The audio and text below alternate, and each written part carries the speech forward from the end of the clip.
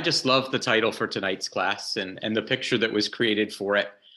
When I was just a young child, my mom, a very avid Bible reader, liked to use this concept to explain to others the idea of the devil.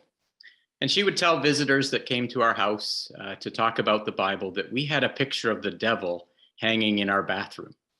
And I think somewhat surprised, they'd head down the hallway to look, perhaps intrigued to find out what the devil really looked like. And it would take them a few seconds to realize what she meant, because the only thing hanging on the wall in our bathroom was a mirror, and they would see themselves looking back. And even though that statement's, a little humorous, it does a great job of describing the truth of the matter. Because you see, the devil in the Bible is really a simple concept. It basically refers to sin and our human nature. And so when you look in a mirror, the devil's staring back at you. It's that tendency that every one of us has inside us that's prone to sin and to do the wrong thing.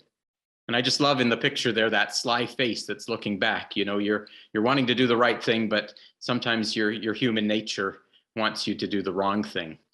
And we want to overcome that, don't we? So we learn from the Bible that when we're tempted and when we sin, there's no one that we can blame other than ourselves, because temptation comes from inside. And scripturally, there's no supernatural being that's pushing us to sin against God. Now, that might sound like a bold statement, and we need to step back. And I want to explain to you a very important overriding Bible principle.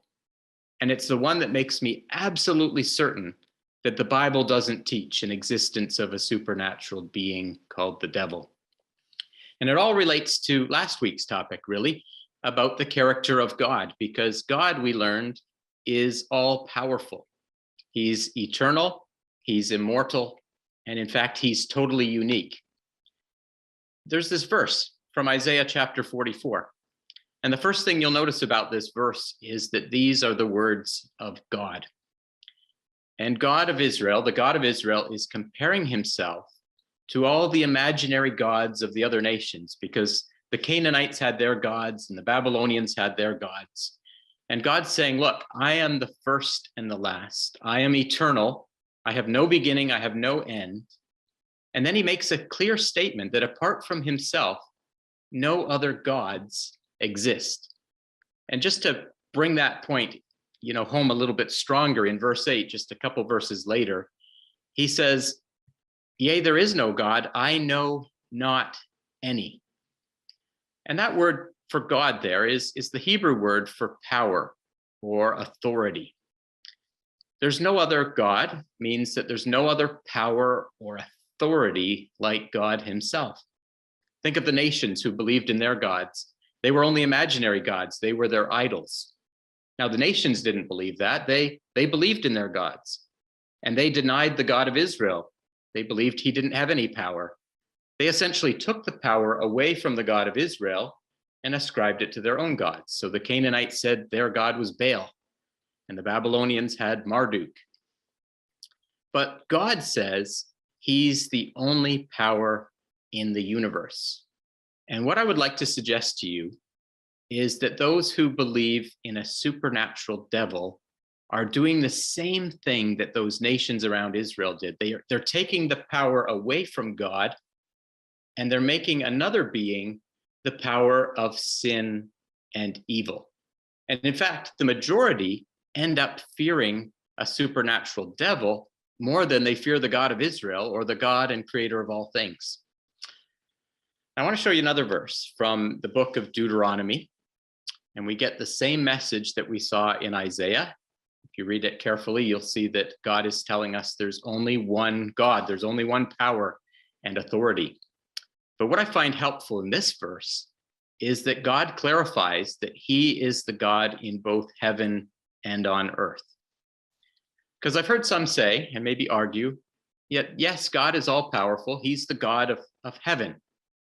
But at the same time, they claim there's another God, the God of this world, the God of the earth. But do you see what this verse says? It says that the God of Israel is the God of the whole universe, both in heaven and on earth.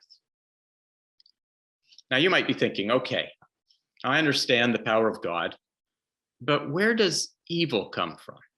There must be some power out there that's the source of evil and wicked things that happen. Well, what does the Bible have to say about that? Now, it might be hard to wrap your head around this, but God has control over evil as much as he does over good. Remember the statement that God is all powerful. And like a parent, sometimes God has to exercise judgment and correction. There's another verse back in Isaiah, just the chapter after the first one that we looked at. And you can see here in verse 6 of Isaiah 45 that God repeats the same thing. He tells us that he's the only God. And then in the next verse, it's as if he anticipates our question.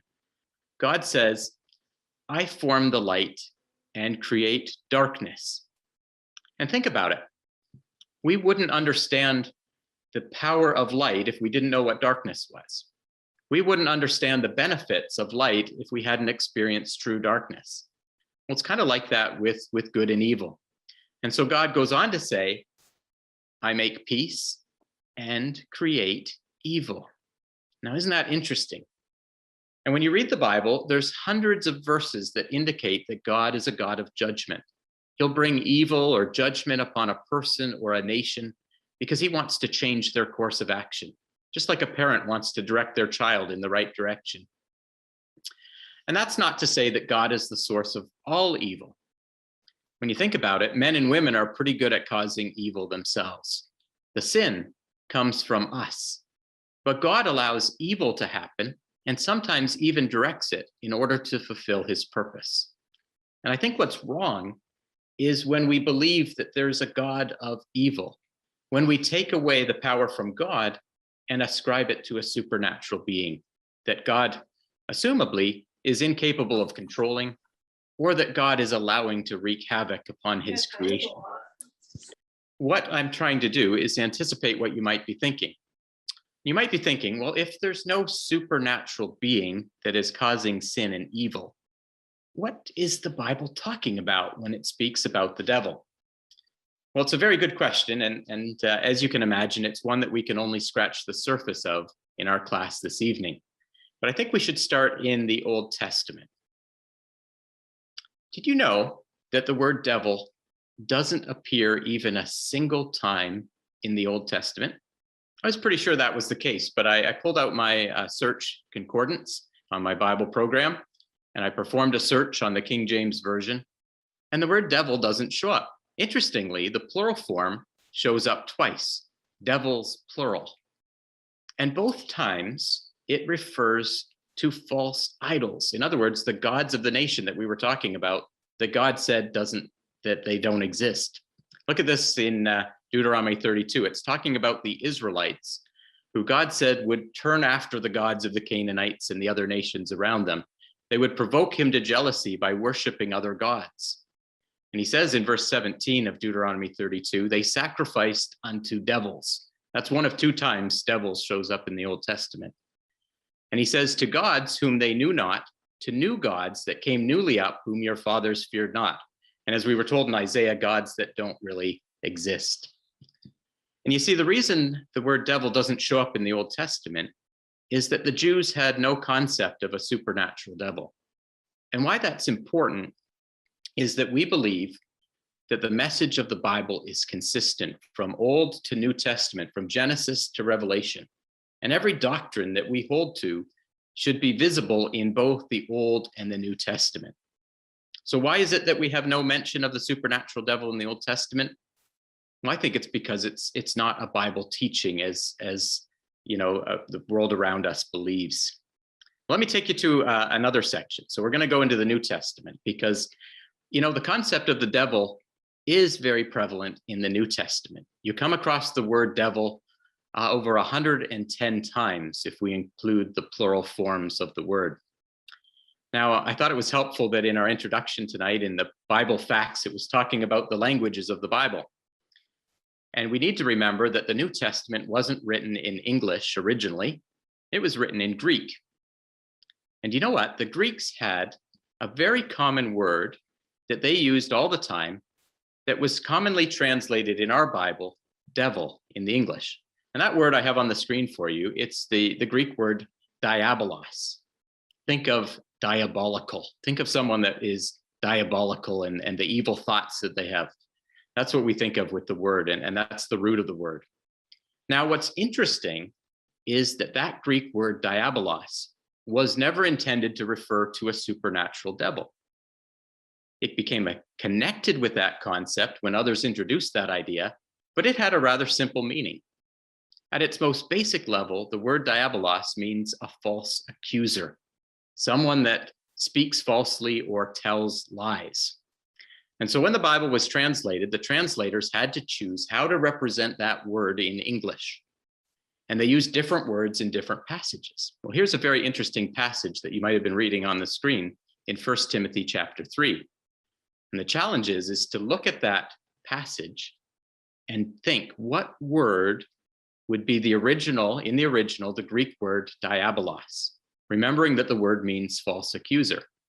Well, if you read through it, you'll realize that the word that is translated from diabolos into English is the word slanderer. Now, what's being described of a slanderer in this passage? Well, there was a principle in the first century churches that the leaders had to have good qualities, good characteristics, not only them, but their families and their wives as well. So the deacons, the leaders of the church, would be disqualified from service if they or their wives were slanderers. Or we could use the word devils if they were false accusers, if they were people that told lies. They would be rejected from service. And that was the meaning of the word. It was the everyday word that someone used for those who told lies or were slanderers. It could refer to individuals. It could refer to a worldly power. It could refer to the tendency of our own human nature, which tries to tell us lies at times. Well, there's another passage I want to share with you from the Gospel of John, because here the word diabolos appears again. And Jesus says, I have 12 disciples. He's talking to the 12 disciples. And one of those disciples was going to betray him. And Jesus says to them, one of you is a devil. So that's the Greek word diabolos. Well, who was that disciple? We know it was Judas Iscariot. It actually says that in the next verse. It says, he spake of Judas Iscariot, the son of Simon, for he it was that should betray him, being one of the 12.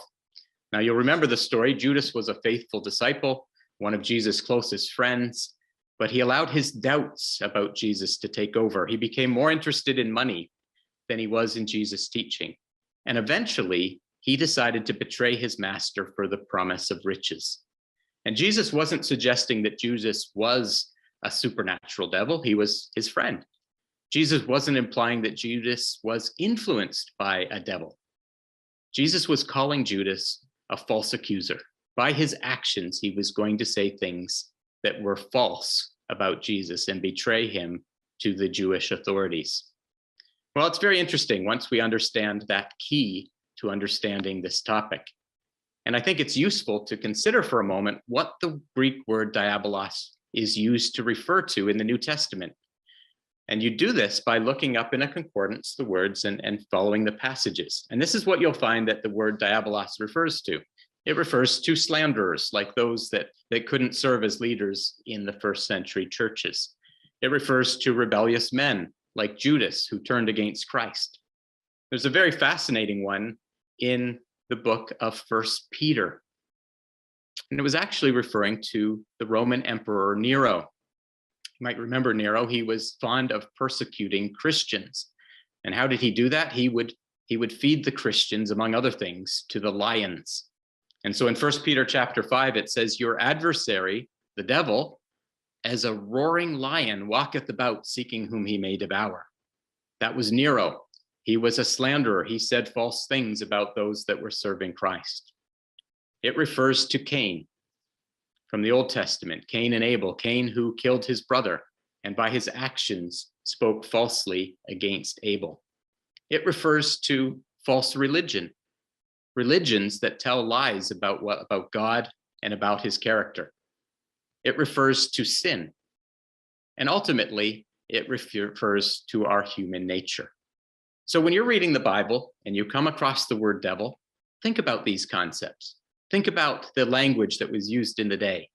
and realize that because the Bible can't speak about a supernatural devil because God is all powerful, think about which one of these concepts might fit the context. That's going to be a key that's going to help you understand this sometimes confusing topic. You'll find that one of these concepts fits every passage that you come across. And at the root of all these concepts is the human nature that you and I possess. Just like my mom taught, there was no one that we can blame for our sins or our temptations. We've got to look in the mirror and take control of our own lives. Well, I can't finish without taking you to one last verse, and it's from the Epistle of James in the New Testament. You see, what the Bible ultimately teaches us is that we have to take responsibility for our sin. Look what it says here in James chapter 1. Every man is tempted when he is drawn away of his own lust and enticed. Where does sin and temptation come from? Well, it comes from inside. And James goes on to tell us that it leads to death. And really, it's incumbent upon every one of us to take a good, hard look in the mirror and choose not to give into those temptations, but choose to serve God and put him first in our lives. All right, Kevin, I'll turn it back to you. If you found this video helpful, then make sure to go to our website to find other Bible study materials, and also don't forget to take the quiz by using the link down below. If you take enough quizzes, you'll earn some awesome rewards, as well as some very useful Bible study tools. We at Bible Basics Webinar also specialize in individual and small group Bible studies. You can text us by using the phone number that's also down in the description, as well as our email to get more information about our Zoom and in-person classes. And of course, thank you so much for watching Bible Basics Webinar, where we use the Bible to learn about God.